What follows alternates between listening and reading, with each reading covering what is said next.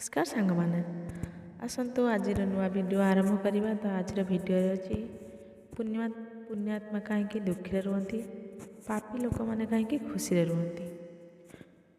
वीडियोटी को लास्ट जाए देखंतु। दिने मृत्युर देवता जमराजा तांकर जड़े दूत को पृथ्वी को पठाइले।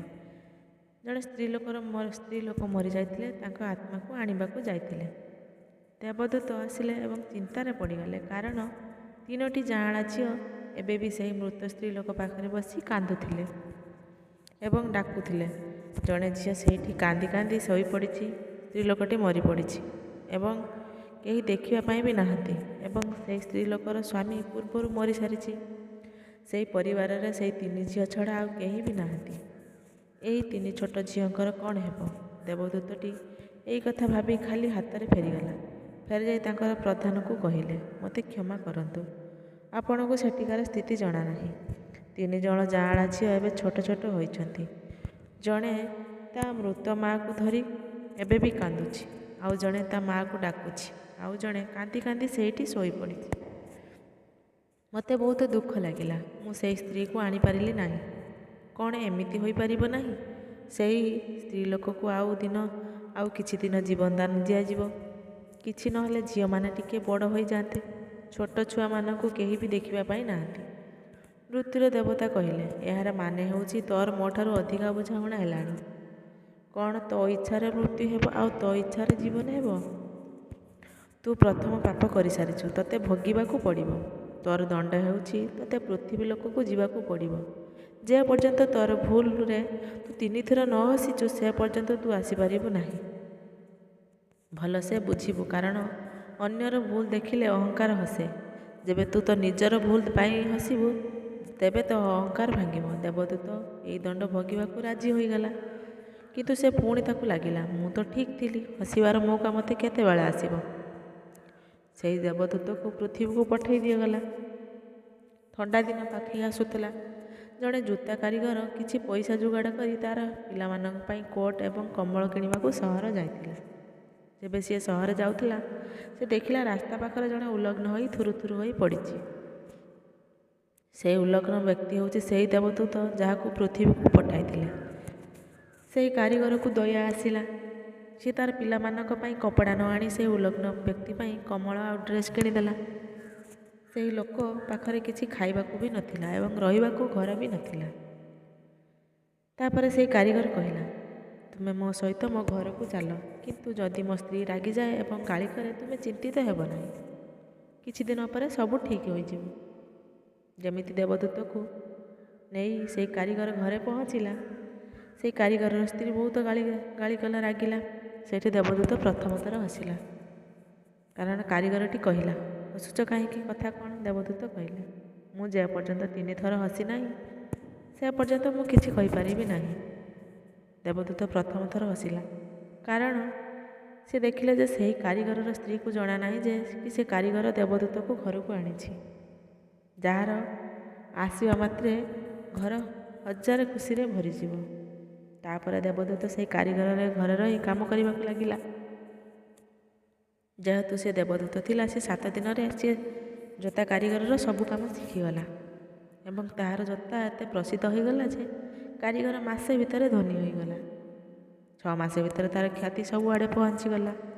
तांको भली जोता कारीगर केउठी भी नथिले, कारण जोता तो देवदूत बनाइथिले। सम्राट मानक जोता मध्य सेठी बनागला। धन संपत्ति बहुत होगला। दिने सम्राटर लोक आसिले एवं कहले, यही चमड़ा बहुत मूल्यवान, सहजरे मिले ना, कौनसी भूल जमिति न हुए। जोता यही भली बनाइब, मन रखिब, जोता बनाइब, चप्पल नुहे। कारण यही देश में जेकोसी लोक मरी जाए ताकू चप्पल पिंधाई कि मशाणी को नियंती। कारीगर भी देवदूत को कहला, जोता बनाइब, चप्पल नुहे, आ चमड़ा केवल एतिकी अच्छी। जदि कौनसी गड़बड़ होगला तेबे बहुत असुविधार पड़ा। किंतु तथापि से देवदूत चप्पल ही बनाइले। जेतेबेले कारीगर देखिले चप्पल बना जाइछि, से बहुत रागिगला। सी गोटे बाड़ी उठाई देवदूत को मारिबाकू गला एवं कहला, तू मते फाँसी रे चढ़ाई देबू। मु तते बारंबार कहितिली चप्पल बनाइबू नाही, तू कौन पाई बनाइलु? ହଠାତ୍ ସେଇ ଗଣି ସମ୍ରାଟଙ୍କ ଘରୁ ଗୋଟିଏ ଲୋକ ଦୌଡ଼ି ଦୌଡ଼ି ଆସିଲା। ସେ କହିଲା, ଜୋତା ବନାଅ ନାହିଁ, ଚପଲ ବନାଅ, କାରଣ ସମ୍ରାଟଙ୍କର ମୃତ୍ୟୁ ହୋଇଯାଇଛି। ସମ୍ରାଟ ଯେତେବେଳେ ବଞ୍ଚିଥିଲେ ତାଙ୍କର ଜୋତା ଦରକାର ହେଉଥିଲା, ଆଉ ଯେବେ ମରିଗଲେ ତାଙ୍କର ଚପଲ ଦରକାର ହେଲା।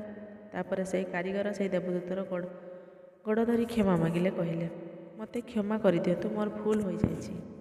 ତାପରେ ସେ କହିଲେ, କିଛି କଥା ନାହିଁ, ମୁଁ ମୋ ଦଣ୍ଡ ଭୋଗୁଛି। କିନ୍ତୁ ସିଏ ପୁଣି ହସିଲେ। କାରିଗର ପୁଣି ପଚାରିଲା, ହସୁଛ କ'ଣ ପାଇଁ? ସେ କହିଲେ, ମୁଁ ଯେ ପର୍ଯ୍ୟନ୍ତ 3 ଥର ହସି ନାହିଁ ସେ ପର୍ଯ୍ୟନ୍ତ କହିପାରିବି ନାହିଁ। ଦ୍ୱିତୀୟ ଥର ହସିଲେ, ଏଇଥିପାଇଁ କି ଭବିଷ୍ୟତ ଆମକୁ ଜଣା ନାହିଁ, କିନ୍ତୁ ଆମେ ବହୁତ ଇଚ୍ଛା ରଖନ୍ତି କି ଯେଉଁ ସବୁ ବ୍ୟର୍ଥରେ ହିଁ ଯାଏ। ଆମେ ଇଚ୍ଛା କରନ୍ତି କିନ୍ତୁ ଯେଉଁଟା କେବେ ବି ପୂରଣ ହେବ ନାହିଁ, କାରଣ ଅଲଗା କିଛି ଘଟିବାର ଥାଏ। ଦରକାର ଅଛି ଚପଲ, କିନ୍ତୁ ଆମେ ଜୋତା ବନାଉଛନ୍ତି। ମୃତ୍ୟୁ ପାଖେଇ ଆସୁଛି, କିନ୍ତୁ ଆମେ ବଞ୍ଚିବାର ଜିନିଷ ସଜାଡ଼ୁଛନ୍ତି। ତାପରେ ଦେବଦୂତ ଭାବିଲେ ଯେ ସେଇ ପିଲାମାନଙ୍କର ଭବିଷ୍ୟ କ'ଣ ହେବ। ତାପରେ ତୃତୀୟ ଘଟଣା ଘଟିଲା। ଦିନେ 3 ଜଣ ଝିଅ ଆସିଲେ। ସେ 3 ଜଣଙ୍କର ବାହାଘର ହେବାର ଥିଲା। ସେମାନେ ଜୋତା ବନାଇବା ପାଇଁ ଅର୍ଡ଼ର ଦେଇଗଲେ। ଜଣେ ବୁଢ଼ୀ ମହିଳା ତାଙ୍କ ସହିତ ଆସିଥିଲେ, ଯିଏକି ବହୁତ ଧନୀ ଥିଲେ। ଦେବଦୂତ ଚିହ୍ନି ପାରିଲେ, ଇଏ ହେଉଛନ୍ତି ସେଇ 3 ଝିଅ ଯାହାକୁ ସେ ତାଙ୍କ ମୃତ ମା ପାଖରେ ଛାଡ଼ି ଆସିଥିଲେ, ଯାହା ପାଇଁ ସେ ଏତେ ଦଣ୍ଡ ଭୋଗୁଛନ୍ତି। ଦେବଦୂତ ସେଇ ବୁଢ଼ୀ ମହିଳାକୁ ପଚାରିଲେ, ତୁମେ କିଏ?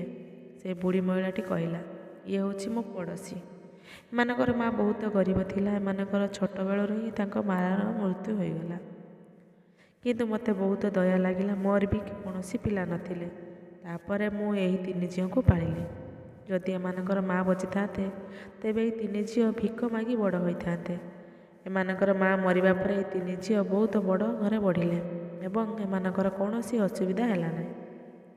ଏବଂ ଏବେ ସେହି ବୁଢ଼ୀ ମହିଳାର ସବୁ ସମ୍ପତ୍ତିର ମାଲିକ ହେଉଛନ୍ତି ଏମାନେ ଏବଂ ଏମାନଙ୍କର ବହୁତ ବଡ଼ ଘରେ ବିବାହ ହେଉଛି। ଦେବଦୂତ ତୃତୀୟ ଥର ହସିଲେ।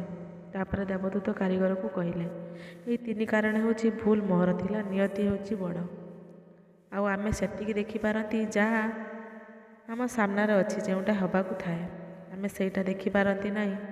ଯେଉଁଟା ଆମେ ଦେଖିପାରନ୍ତି ସେଇଟା ଆମେ ଜାଣିପାରନ୍ତି ନାହିଁ ଯେ ଆଗକୁ କ'ଣ ହେବାର ଅଛି।